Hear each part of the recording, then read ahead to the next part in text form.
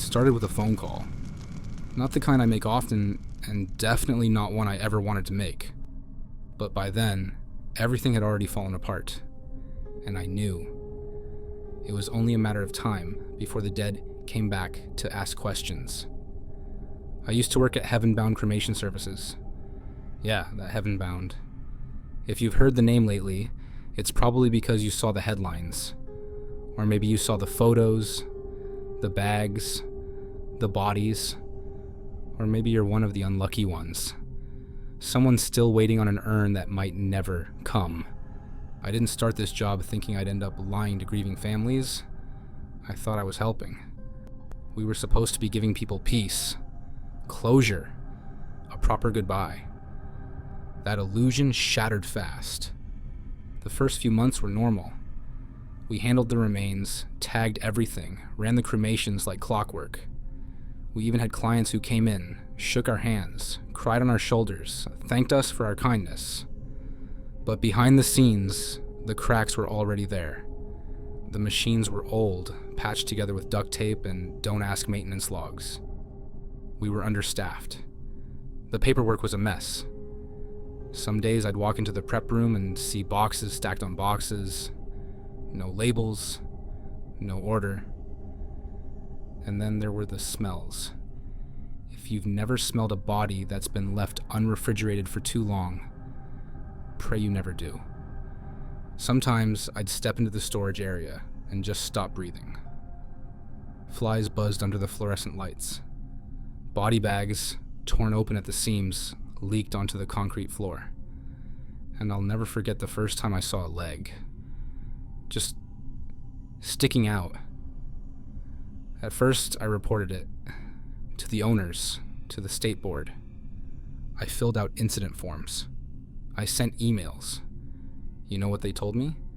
Just make sure the doors are locked. That's when I realized no one was coming to help. Not the board, not the city, not the state. We were a ticking time bomb.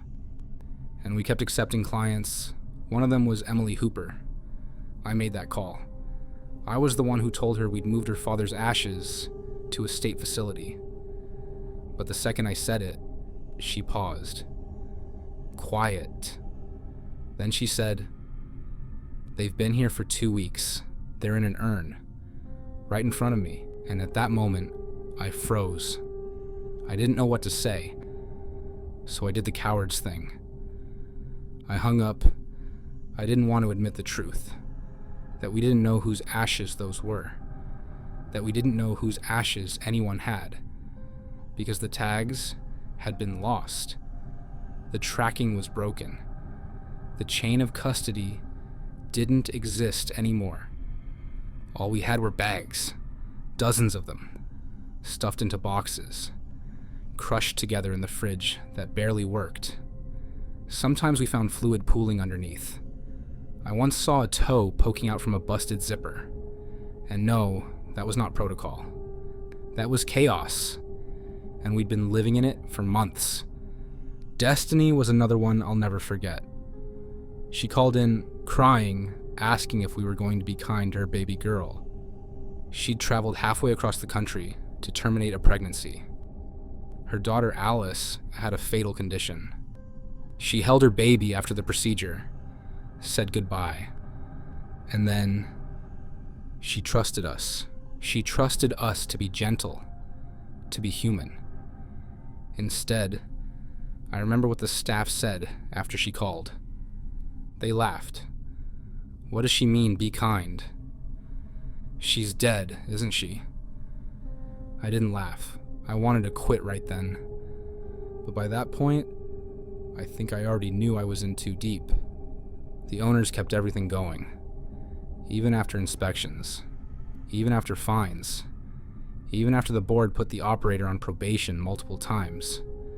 We'd get reprimanded, sure. But then, we'd get more contracts. More bodies, more checks. DC sent us hundreds. The city kept renewing the contract like they didn't know. Maybe they didn't want to know. And then there was the WeWork office. No lie. We kept cremains on a plastic table in a co-working space, right next to guys with laptops and a vending machine. Cardboard boxes filled with ashes, zip-tied plastic bags, no refrigeration, no reverence. I remember the day the shutdown came. State inspectors walked in, and their faces went pale. They saw the boxes, the broken retort, the blood, the fluids. The smell hit them so hard, one had to leave the building. That's when they declared it a biohazard, a public threat. That's when it ended. But not really, because even now, after all the headlines and photos and hearings, there are families who still don't know where their loved ones went. People like Kelly Young, who tried to track down her uncle's ashes and was told they were just gone. People like Rochelle Ellison, who works with the homeless and just wanted to help her friend Charles get a proper goodbye, but instead had to throw a balloon into the sky and hope it carried enough grief to count. And me? I think about that call to Emily Hooper every night. I think about Destiny's voice. I think about the bags, the names we lost, the silence that followed. And I wonder, who did I burn? Who did I send home in the wrong urn? Somewhere out there, I know a family is sitting beside a box that doesn't belong to them. And somewhere else, someone's ashes are missing, forgotten in a broken fridge behind a locked steel door. And if there's anything I've learned from working in this place, it's that sometimes the dead don't stay quiet.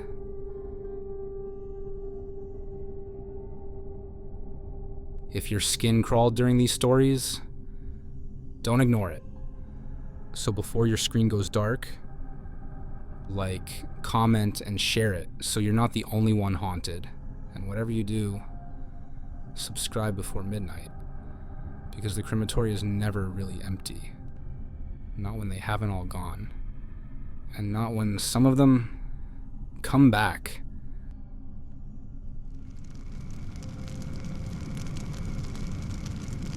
There's one night I can't get out of my head. No matter how much time passes, no matter how many bodies I've cremated since, this one won't leave me alone. I work at a crematory. It's not a glamorous job, but someone has to do it. I've handled hundreds of cremations, maybe even more. I've seen every kind of body. Old, young, big, small, violent deaths, peaceful ones. You name it. After a while, death just becomes part of your routine. You stop asking questions, you follow the process, and you move on. But that night was different. We had a man come in. Late 60s, maybe early 70s. Nothing strange about him. No crime involved. He died from a stroke, paperwork said. Looked peaceful enough, but there was this little smirk on his face. Like he knew something the rest of us didn't. That's not unusual, though. Sometimes muscles lock into strange expressions after death. I've seen worse. I didn't think twice about it. I did my job like always. I placed him into the cremation chamber. The retort, we call it. It's basically a large oven built to reach over 1,600 degrees Fahrenheit. Hot enough to turn a human body into ash and bone fragments. I shut the door, set the temperature, locked the panel, and pressed the ignition button. Nothing happened. The system didn't even make a sound. I thought maybe I had made a mistake, so I checked everything. All the settings were fine. I tried again. Still nothing. No flame, no hum of the burners, just silence. That's when the control panel started blinking. The lights flickered above me. The whole room dimmed for a second, like someone had flipped a switch and then turned it back on. But the panel, it stayed dark. And then, out of nowhere, the fire alarm went off. Now listen, in this place, fire alarms only go off when there's actual smoke in the building. We're trained to take that very seriously. But I looked around. No smoke, no smell. Nothing burning. The sensors were going crazy, screaming like the whole building was on fire. But the air was clean. That's when I knew something was wrong. I walked over and slowly opened the chamber door. It felt heavy. Heavier than usual. My hands were shaking. Inside, the man's body was just lying there. Still, untouched. His clothes were unburned. Not even a single hair on his head had been singed. It was like the fire had never started at all. But here's the thing. It had started. I saw the panel go live. I heard the gas kick in. I watched the burners try to ignite. But for him, nothing worked. It was like the fire refused to touch him. I stepped back, trying to calm myself. Maybe it was a glitch. Maybe the chamber failed. That's happened before, right? Equipment gets old. Machines break down. I called my supervisor, and we checked the whole system, top to bottom. The gas lines were fine. The electrical panel was working. Everything was running the way it should have. So we tried again. This time, we used the manual override, forced the ignition. The chamber roared to life. The temperature rose like it always does, glowing red behind the glass window. Flames curled around the body, wrapping it in heat. I should have felt relieved, like things were finally working. But then I noticed something. The man's smirk? It hadn't moved. It was still there. Even as the fire grew brighter, even as the chamber got hotter, his mouth stayed frozen in that same little grin, like he knew this wasn't over. I had to look away. An hour later, the cycle ended. I waited for the chamber to cool before I opened the door. When I finally reached inside to clean out the remains, most of it was normal. Gray ash, bone fragments, some bits of metal from the ID tag. But then I saw something strange. Stuck to the back wall of the chamber was a single white tooth, perfectly whole, untouched, not burned, not blackened, just sitting there clean and white like it had never been near a flame at all. That doesn't happen. The heat in that chamber is strong enough to destroy bone, metal, everything. Teeth usually break apart or melt. But this one was still solid. It looked almost new. I picked it up. The moment I touched it, I felt something cold shoot through me. Not cold like a breeze or air conditioning. Cold like something deeper. Like my spine had been dipped in ice water. I dropped the tooth instantly, but it was too late. Something had followed me home. That night I couldn't sleep. Around 2 a.m, I started smelling smoke in my apartment. I jumped out of bed, checked every room. The stove was off. The outlets were cold. No candles, no open windows, nothing burning. But the smell was there. That thick, heavy smell of burned flesh and gas. The same smell that sticks to your clothes after a long shift in the crematory. Only this time, I hadn't been at work, and the scent wasn't fading. I tried to ignore it. Opened the windows, took a shower. But when I walked back into the room, it was even stronger. It felt like it was inside the walls. That was weeks ago. Now I smell it in random places. In my car, in the hallway, in my own closet. I've cleaned everything, washed all my clothes, thrown away my work boots. But the scent won't go. Sometimes I hear sounds too. Crackling, like firewood. Or soft footsteps behind me, even when I'm alone. I haven't told anyone at work. They'd think I'm losing it. Maybe I am. But I keep thinking about that man. About the way the fire refused him. About that smirk on his face. About that one perfect tooth. Some people say cremation is the final step. that it brings peace, that it releases the soul. But now I wonder, what happens when the fire won't take you? And what if, when it doesn't, you find something else to cling to? Something or someone to follow home?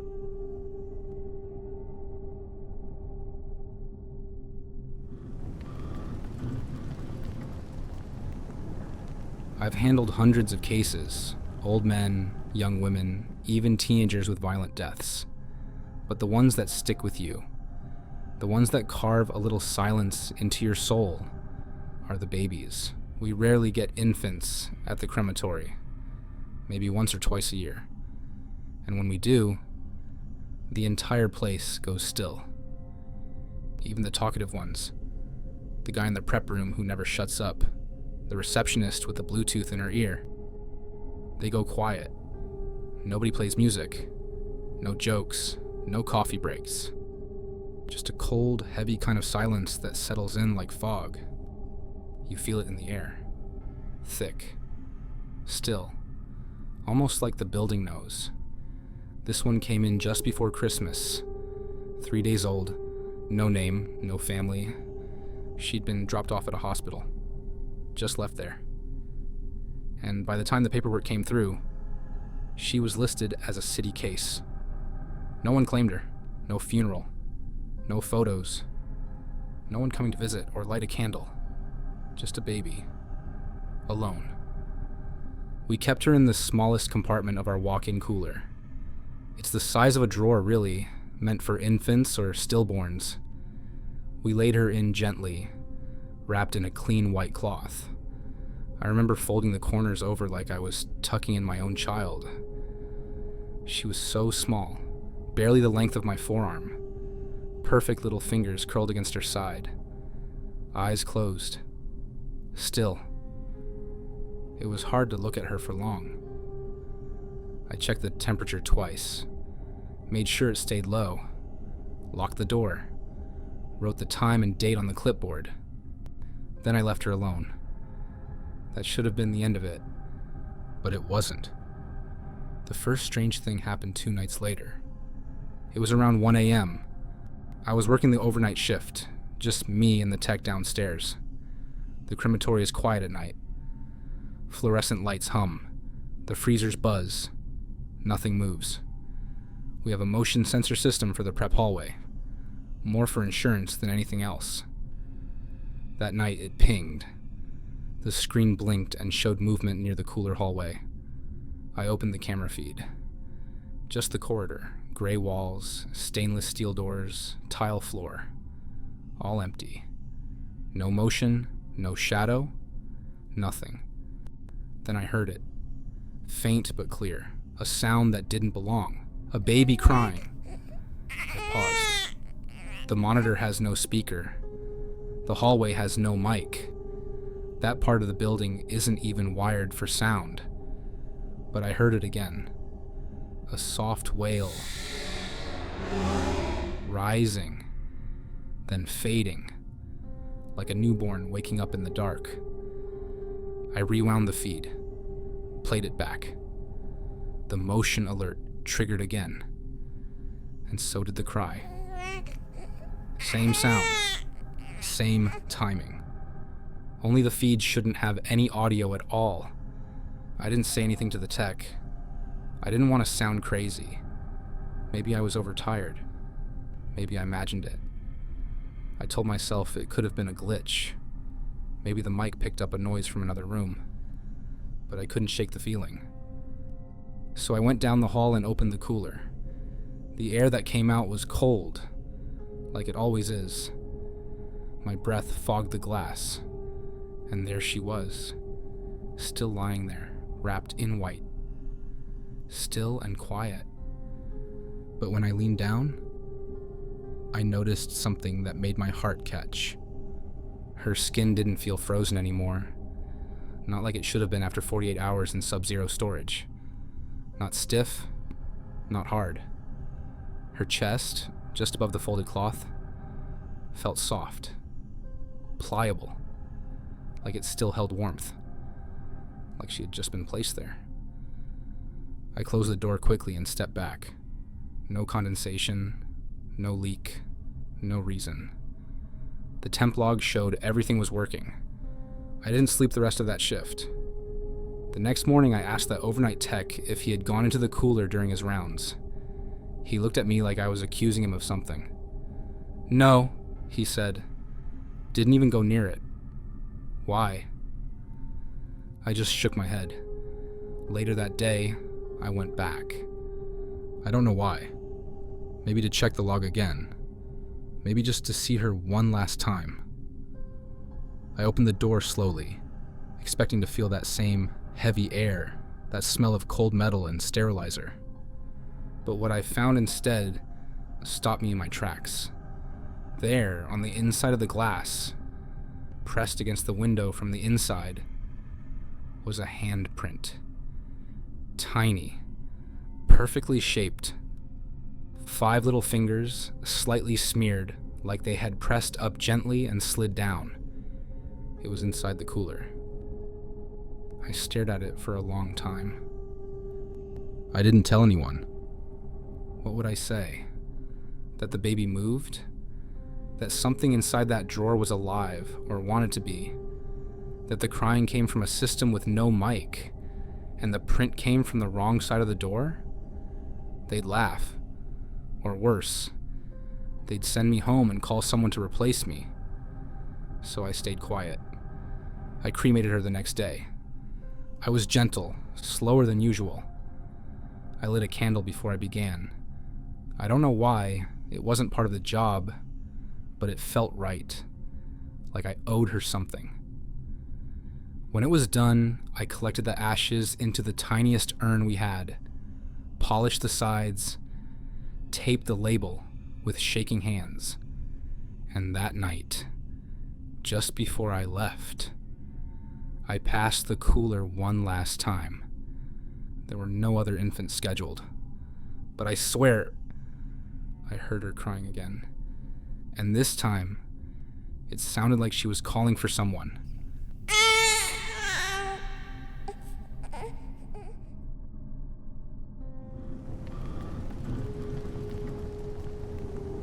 We had this small office in DC once. Nothing special. Just a plain room tucked into one of those WeWork buildings downtown. The kind with fake plants, shared desks, and cold coffee. We didn't cremate bodies there. It was just a pickup site. A place where families could come sign paperwork, pick up ashes, ask questions we were usually too tired to answer. We stored the cremains on a shelf in the back. Cardboard boxes mostly. The kind with twist ties and tags. Neat handwriting, dates, names, sealed, organized. But over time, some boxes stayed longer than others. A lot longer. Some had been there for months. No family, no claims. No one even asking. Just boxes collecting dust while the world outside moved on. One day, this woman came in. Mid-30s, maybe. Nervous, her hands shook when she filled out the form. She said she was there to pick up her mother's remains. I nodded, found the name on the list, walked over to the shelf, and pulled the box. It was sealed, labeled, tagged, everything in order. But the second I handed it to her, she pulled her hands back. "That's not her," she whispered. I blinked. "The barcode matches," I said. "The name's right. The date, too." She shook her head. "Number." My mom hated orchids. I looked down. There, taped neatly to the top of the box, was a small pink orchid sticker. One of those glossy ones you sometimes see on florist cards. I told her it probably came from a funeral bouquet. We sometimes reuse decorations when tags peeled off. It happens. But she wasn't convinced. She stared at the box like it was something rotten. Then she stepped back and said, "I can't take it." She left without another word. I didn't think much of it. Until that night. I was locking up the office, doing my usual walkthrough. The hallway was quiet. The lights buzzed overhead. Everything seemed normal, until I passed the shelf again. That same pink orchid sticker was back. Only now it was stuck to a different box, one I knew hadn't been there before. My stomach dropped.